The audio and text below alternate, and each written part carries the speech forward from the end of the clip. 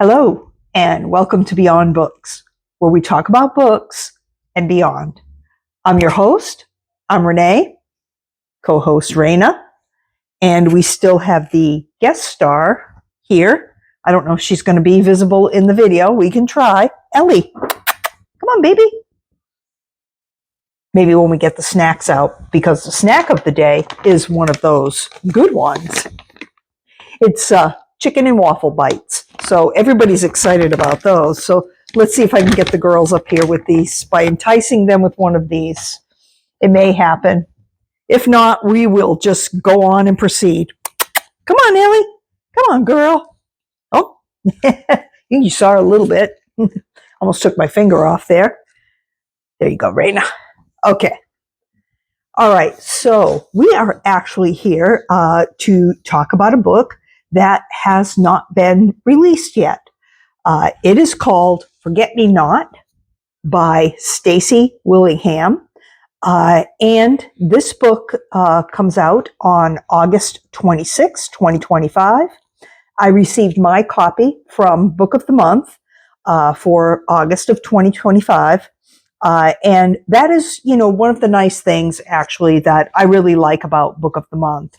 You sometimes can get an early release or a very, very new release. And I love to be able to preview those things for you on my channel. So, yeah, that's one of the things I really like. So let's take a look at the author first. Stacy Willingham is a name that is probably somewhat familiar to you. There's her picture there. She's written 4 thrillers in all. She wrote All the Dangerous Things, Only If You're Lucky, and her 2022 debut book, which is called A Flicker in the Dark, in addition to the Forget Me Not book. Now, I reviewed A Flicker in the Dark on my channel last year, and I will leave a link in the description below to that review. Now, this book was also a Book of the Year finalist with Book of the Month in 2022. Right now, if you are on Kindle Unlimited, you can get Stacy Willingham's book, All the Dangerous Things, for $0. And so it's a good time to check that out if you are interested. And again, I will leave a link below. Hold on for just a moment. You have to see this. Okay, Ellie appears ready. She held that whole time. She appears ready for her treat. So let me get that for her. There she goes. She grabbed it right out of my hand. She had just about enough at that point. But yeah, she was sitting up for the longest time. Okay, so just as an aside here, I like the covers on both of these books very much. Although the one here with Forget Me Not, with the touch of purple that it has, and also with the mysterious, car kind of covered in vines, gives that like nice sense of mystery. And I think it's a particularly good cover for it. So, okay, what about the story inside though? What is that like? Well, here we have a young protagonist named Claire Campbell.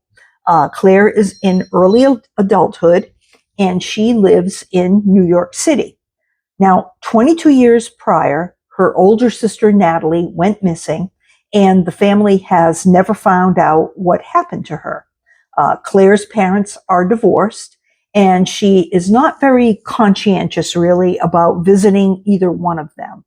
But one day, while Claire is in a vulnerable place, her dad calls and asks if she would consider going to stay with her mom in South Carolina and helping her for a while since her mom fell and broke her leg. Now, Claire decides to go, partly out of guilt and partly due to financial issues that she's been having ever since she's quit her job.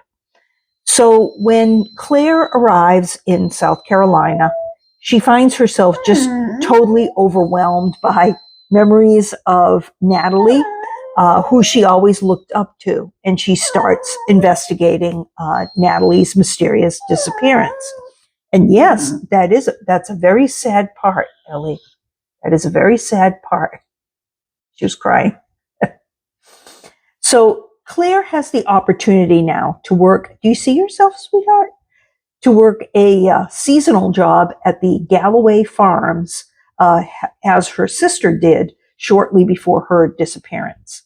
Now, at the farm, she comes across an old diary that belongs to one of the owners of the farm. Through the entries in the diary, Claire gets a glimpse of what things were like when the farm was still a startup. The novel then goes back and forth between the past and the present time frames as Claire gets closer and closer to finding some answers about what happened that summer night in a small town in South Carolina. And she learns too how these events affected her whole family, as well as the person that Claire has become today. Hey, you need to calm down, little girl. I'll give it to you. Hold on. You be a good girl. So that's the basic plot of the story. What did I think of it? Well, first I will say, Raina, you're being very good.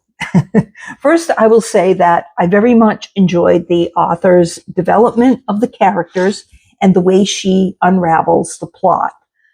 Bit by bit, just a piece at a time. It really maintains the suspense of the story and the sense of mystery. I also liked that no character is quite all bad or all good in the story. There is just this sense that one event just kind of, leads to another. It's definitely a slow building plot, but I did like very much the way that it was done. I also liked the sequences of the past coming into the story through the diary entries. I thought it was great because you only got the perspective of the one person who was much younger and so much different at the time. I felt the mid 80s in those sequences, and they were, interesting to me. As a reader, I could really understand Claire's intense interest in the diary as a way of finding out more about what was going on. So, what star rating would I give this book? Well, it has a 4.01 rating on Goodreads with over 2,000 reviews already. It is not rated yet on Amazon. I would go a little higher, however, and I would give this book it's not that book, it's this book. I would give this book a 4.5 as a thriller that holds your interest and keeps a nice feeling of suspense going. Also, I would call it atmospheric. It has the atmosphere of the South, and like I say, an authentic 80s vibe that, that are in the chapters that take place in the past. I would recommend this book to anyone who likes thrillers, especially those who appreciate a Southern noir and like their thrillers to have good character depth and development. So that's Forget Me Not by Stacy Willingham. Ellie has been very vocal about it.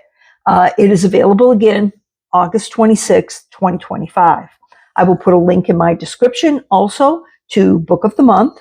And if you are interested in joining and you use that link, you get your first book for $5, and I get a free credit for referring you.